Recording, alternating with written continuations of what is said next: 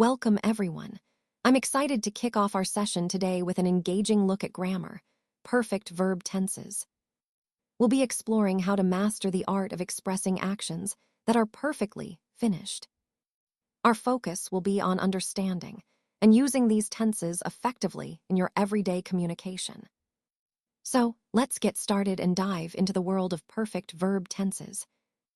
All right, let's explore what perfect verb tenses are. Think of them as the time travelers of language because they help us show how actions relate to time. First, let's quickly review the regular tenses. The past tense, like marched, tells us about something that already happened. The present tense, like march, describes what's happening right now. And the future tense, like will march, refers to what will happen later. Now, perfect tenses are a bit different. They use a helping verb like have, has, had, or will have to connect the action to a specific point in time. The key idea is that perfect tenses always express that an action has been, is being, or will be completed. Here's the magic formula. You start with the helping verb, have, has, had, or will have, and then add the past participle of the main verb. This combination helps us clearly show the relationship between the action and its timing. So, in summary, perfect tenses are all about showing completed actions, and they use this helping verb plus the past participle to do so.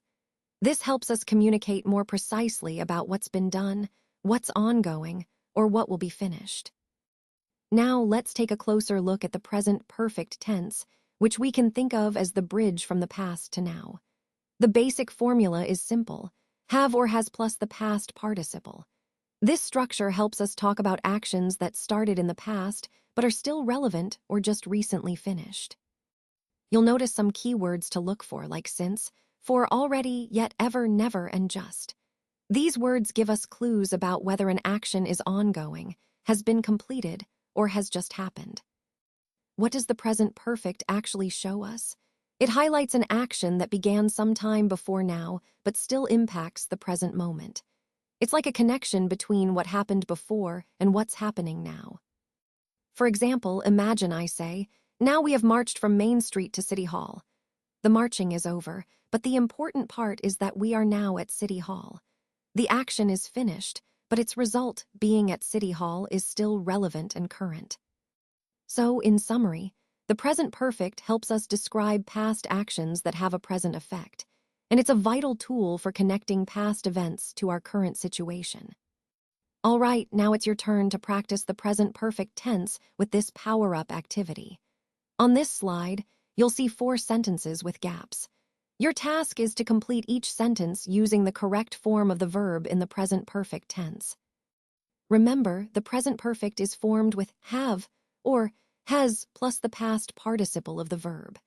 It's used to talk about actions that happened at an unspecified time before now or actions that started in the past and continue to the present. Let's go through each one. The first sentence is about someone eating chocolate cake. Think about the verb eat in the past participle form. The second sentence is about visiting a museum, so you'll need the past participle of visit.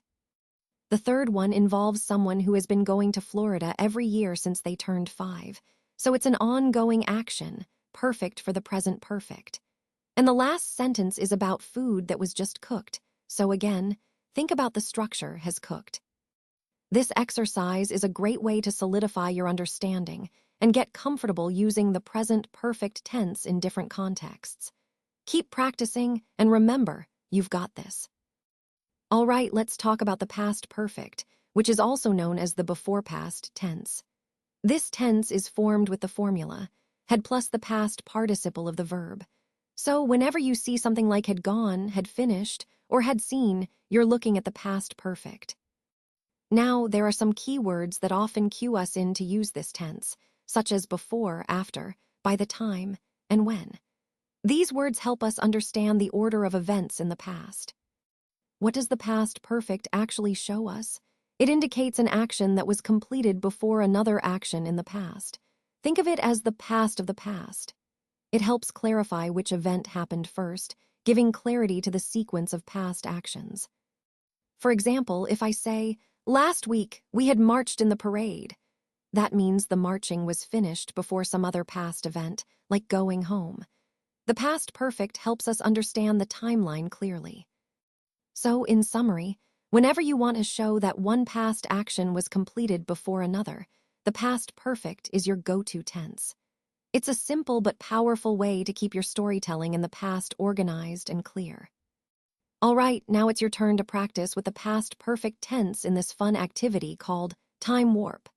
You'll see 4 sentences, and your task is to complete them using the past perfect form of the verb in parentheses. Let's go through each one. The first sentence talks about the students. They ate breakfast before they boarded the bus. So the key point here is that the action of eating breakfast happened before they got on the bus. Next, we have the dog chasing the cat all around the neighborhood. Think about what happened first, the chasing or the other events. The past perfect helps us show that one event was completed before another past action. Third, Sita fell asleep before 9 o'clock. So, her falling asleep was completed prior to 9.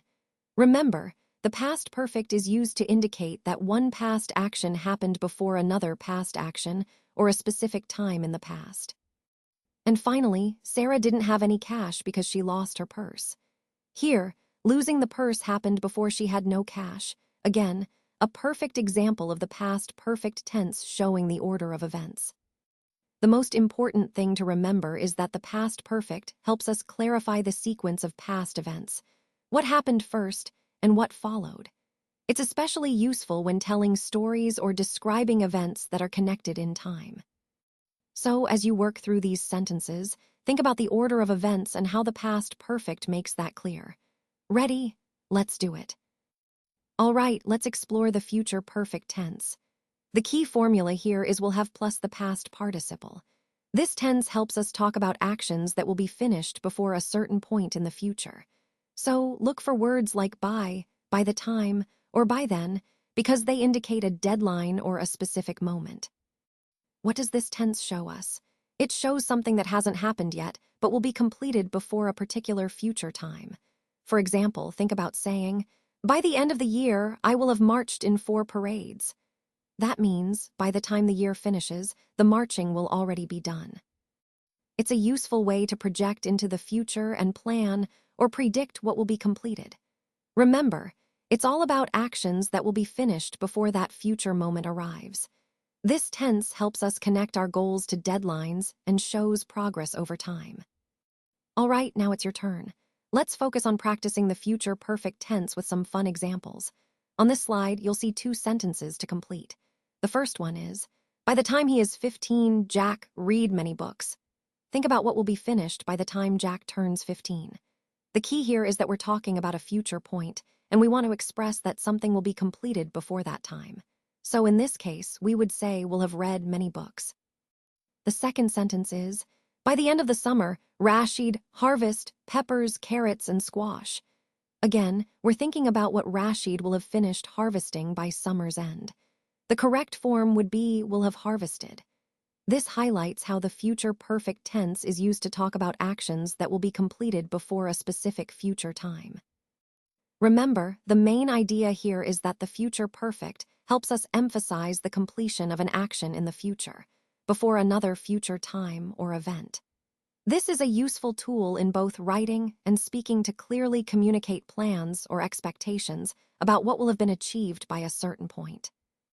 And there's more questions coming up on the next slide, so get ready to practice even more. Now, it's your turn to practice with the future perfect tense in this next part of our forecast.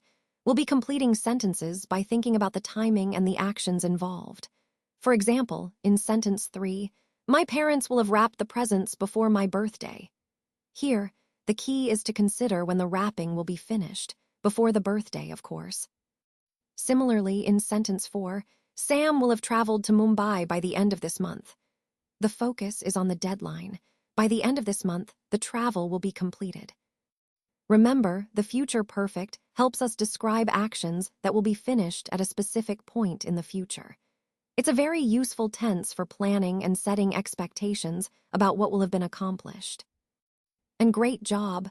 By completing this practice, you're You're reinforcing your understanding of how to use the future perfect tense confidently. Keep practicing, and you'll master this tense in no time. All right, let's take a closer look at this perfect tense challenge. What we're doing here is identifying whether each verb is in the past perfect, present perfect, or future perfect tense.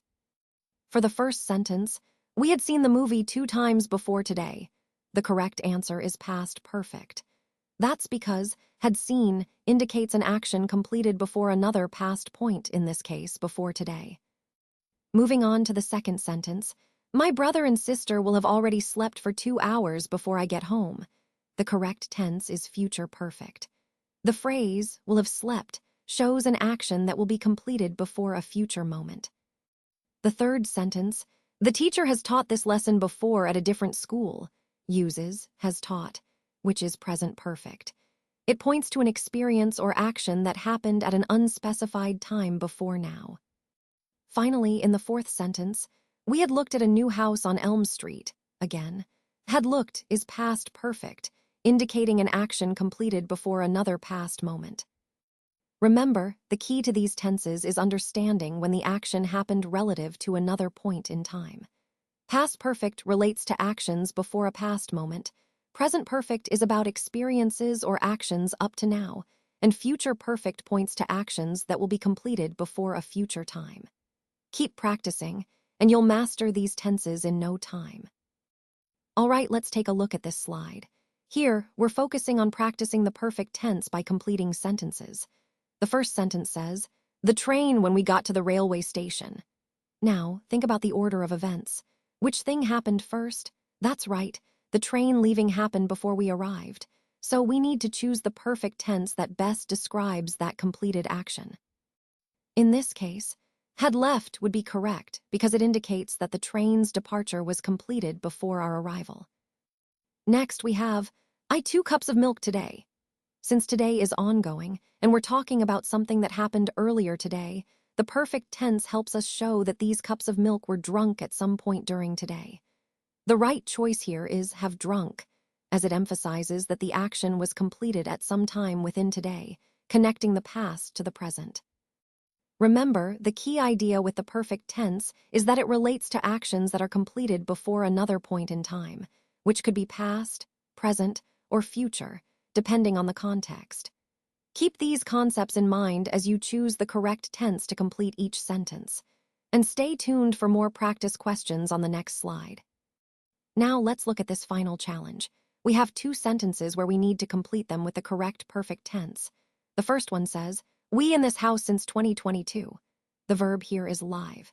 Since the sentence mentions since 2022 and something that started in the past and continues now, the correct tense is the present perfect tense, have lived. So the complete sentence is, we have lived in this house since 2022. Next, we have the rain before we reach the playground. The verb is stop.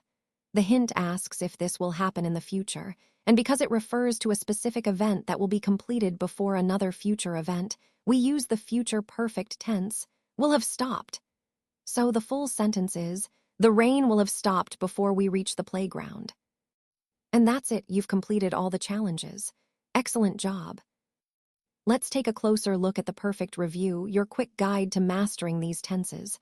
First up is the present perfect. This tense is used when a past action is connected to the present moment. For example, I have eaten breakfast. The key words here include since, for already, yet, and ever. The formula is simple, have or has plus the past participle. Next, we have the past perfect. This tense describes an action that happened before another past action. For example, I had eaten before they arrived. Notice the key words like before, after, by the time, and when. The formula is had plus the past participle. Then there's the future perfect. This tense talks about an action that will be completed before a certain future time. For instance, I will have eaten by noon. The key words include by the time, and by then. The formula here is will have plus the past participle. A helpful tip to remember is to always look for the helping verb, have, has, or will have, as this will help you identify which perfect tense you're dealing with. So, to sum up, the present perfect links past to present. The past perfect looks back to an earlier past action, and the future perfect focuses on actions completed before a future moment. Understanding these key points will make your grasp of perfect tenses much clearer and more intuitive. You've mastered the perfect tenses, and that's a fantastic achievement. Congratulations! Now, for the final challenge, I want you to demonstrate your understanding by showing your skills. Think about what you have accomplished using each of the perfect tenses. For the present perfect, try to write a sentence about something you've learned or achieved. For example, you might say, I have learned about perfect tenses. Remember, the key is to focus on actions that connect the past and the present. This exercise helps solidify your grasp of how these tenses work in real life. And don't worry, more prompts are coming on the next slide to guide you further. Keep up the great work. All right, we've reached the final challenge, and this is where you get to showcase everything you've learned. Let's focus on mastering the use of the past perfect tense. Remember, we use this tense to talk about actions that were completed before another past action. For example, by the time I went to bed, I had finished my homework.